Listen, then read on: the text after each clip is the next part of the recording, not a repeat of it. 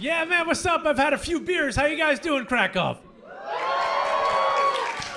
Awesome. I learned some cool stuff recently I want to share with you guys. I've been really into heredity and genealogy.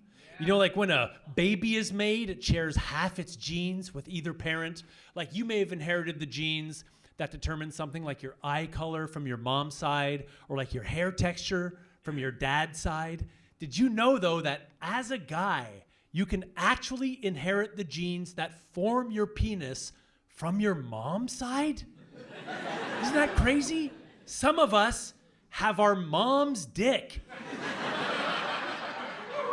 Yeah. That's absolutely true, and it works the other way around, too. There's probably a couple big old papa pussies in the room right now. Yeah.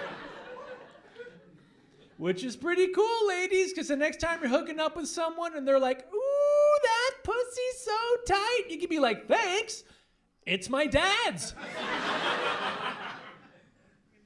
It could even be your grandpa's pussy. You never know. Sometimes it skips a generation, and that's why it's bald. Okay, interesting bunch. I'm going to turn 42 this summer, and I'm like a child of the 90s, and I love old 90s action movies. And you ever watch an old action movie and a character drops a line so funny and badass, you start to hope you'll get an opportunity to use that line in your real life? I was watching this old Van Damme movie called Hard Target. And in this movie, these like rich henchmen are trying to kick Van Damme's ass. This guy finds Van Damme. He whacks him over the back with a baseball bat, and he goes, "Word of advice, get the fuck out of Dodge and tell that bitch girlfriend of yours to point her titties north and step on the gas." There's no way the opportunity to use that line in real life will ever present itself for me. Can't run into some tourist who's like, "Which way's the train station? Point your titties north and step on the gas." It's rude. I moved to Europe about a year ago. Weird time to move to Europe. And I first moved to Germany, and I will tell you, a lot of what I'd heard about the Germans was true. They can be pretty uptight, and they do feel real bad about that thing they did, which I liked taking advantage of. Be on some tour of the German countryside. Our guide would be showing us some old ruins, like, "This building was originally constructed in the year 1226, but sadly was destroyed in 1942. And I'd be like, "Oh no, what happened?" Twist the knife. But I did my best to learn the language. My favorite German word that I picked up was the German word for glove. I don't know if you guys heard this, but what Germans call a glove is Handschuh. How great is that? Handschuh. First German person to see a glove looked at the glove, looked at a shoe. It is a shoe for your handschuh. Which makes sense, because they slip right onto your arm feet. Looked up the German word for condom, not dick boot. Yeah, go figure. But the Germans, I'm from French-speaking Canada, and the Germans reminded me a lot of the old French ladies in this one way. Like the older Germans would get kind of mad with you when you messed up the language. I went to this German bakery, and they had these beautiful baked goods in the display case, and behind the glass, I see this little donut. It's like this shiny little golden thing, and all the baked goods are labeled. I see the name of the baked good. It's called Spritzkuchen. So in my best German possible, I go to the older lady behind the counter and I say, "Hallo, eine Spritzkuchen, bitte." She goes, "Spritzkuchen." And I'm like, "Spritzkuchen." She's like, "Spritzkuchen." I'm like, "Spritzkuchen." We yelled Spritzkuchen at each other for 6 minutes straight. A lineup is forming, and she's getting so mad at me. She's like, Spritzkuchen. Like she was frowning so hard, her eyebrows became a little swastika, where she was like, Spritzkuchen. So finally, I was just like, you know what, lady? Point your titties north and step on the gas.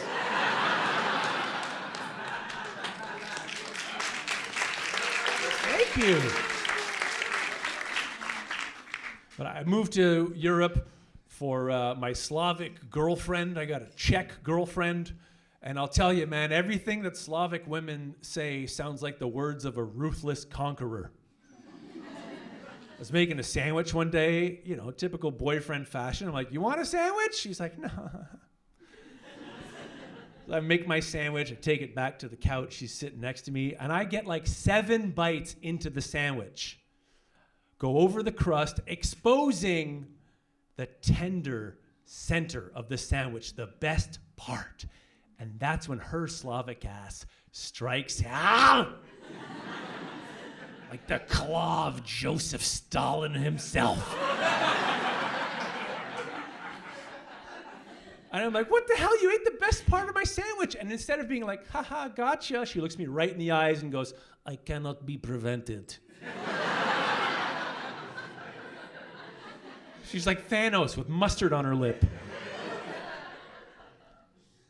But living in a Slavic country is interesting. I've learned a lot about how like Slavic society is a little behind in a lot of progressive ways, you know?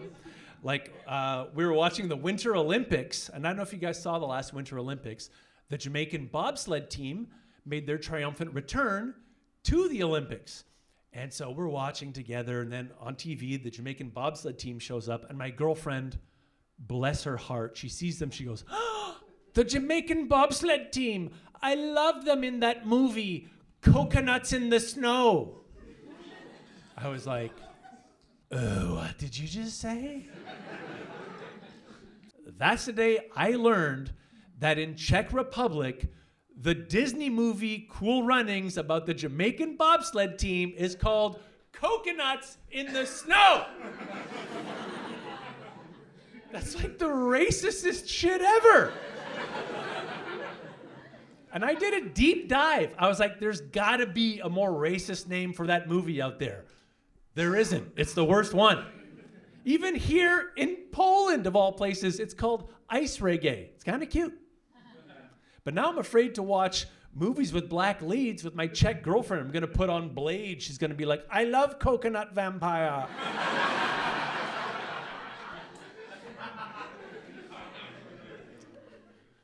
Anyways, we were trying to have a kid, and it's cool because we're very sexually compatible. You know, we're both very vanilla in bed. Sometimes I hear about the stuff you guys do in bed, and it terrifies me. Like I hear some people, they like to film themselves having sex and then watch it later. Oh, I could never do that. One time, I accidentally caught my reflection in the bedroom mirror while having sex. I was like, why is that man so mad at me? I realized probably because I'm banging his girlfriend. But I got good news. At the end of the year, I am going to become a father. I'm very excited. Thank you. Yeah. After this show, I'm going to go out back and impregnate anyone who wants it. Yeah, pretty nice. No, we are going to have a kid. We are. And it is high time we got to do it now or never because, like I said before, I'm over 40 and she's almost 16. So we got to get this done. No, she's a normal age. We're having the baby in Czech Republic. So all our test results are coming back in Czech. So we got the results back for the gender. And my girlfriend, she's looking at the papers. I was like, what are we having? She goes, it just says man. So I'm rolling with it. We're having a fucking baby man. People are like, what are you having, boy or girl? I'm like, nah, man, grown-ass man. hairy arms, wallet, whole thing. Like, what are you gonna name him? Like, he's a grown-ass man. He's got his own fucking name. His name's Steve Hendrichuk. He likes a nice single malt whiskey. People say that having a kid changes you too, you know. People say having a kid, it grows you up. And I think I'm going to hang on to my youthful ways, you know. Like if my son falls asleep before me, I'm still going to go in there, draw a big dick on his forehead, you know. Speaking of baby boners, I don't know if you guys heard of this. Apparently, from the 18-week mark in the mother's belly, baby boys start experiencing erections. And I don't know how to feel about that. Another man getting hard inside my girlfriend? That's why I'm attending every ultrasound, okay? Because I want to make sure he's not touching the walls and smelling his fingers after. You know, that'd be a little weird. That's a little too much. And also, I learned this. This is a big science set. We're going to learn a lot about science here. I hope that's cool with you guys. We found the American.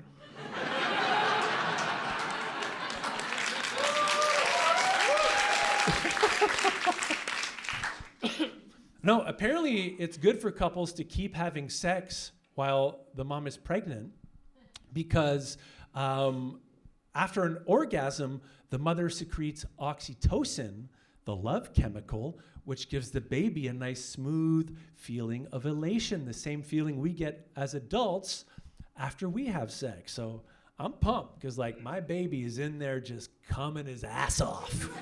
Yeah.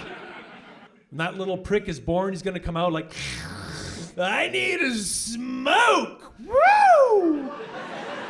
I know my balls are still up inside my body, but they are drained. Okay, that was weird for you guys and me too. Who are you guys the Canadians? Yeah. What part of Canada are you guys from?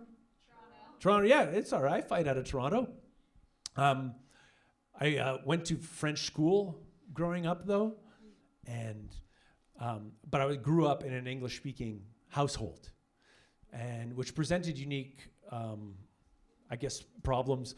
You know, sometimes like a teacher would show up for class hungover, and would be like, "You're watching a movie today." They would make us watch the French versions of American movies.